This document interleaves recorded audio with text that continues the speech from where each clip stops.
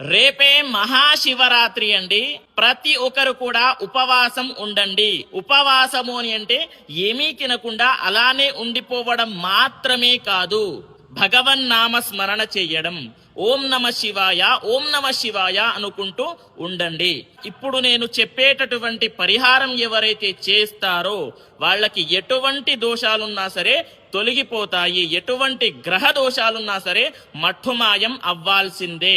ఆ పరిహారం ఎప్పుడు చేయాలి? దానికి ఒక సమయం ఉంటుంది. అది ఒకటి బ్రహ్మ ముహూర్తం, రెండు లింగోద్భవ సమయం. అంటే టైమింగ్స్ చూసుకున్నట్లయితే ప్రొద్దున 3:30 నుండి 6 గంటలలోపు ఈ వ్యవధిలో చేయాల్సి ఉంటుంది. మరి లింగోద్భవ సమయం రాత్రిపూట 11:30 నుండి 1 గంట ఈ వ్యవధిలో చేయాలి. అదే విధంగా ఆ పరిహారం ఏంటి అని అంటే రుద్రాభిషేకం. ఎందుకు రుద్రాభిషేకం అంత పవర్ఫుల్ అని అంటే నమక చమక అధ్యాయాలతో చేస్తారు.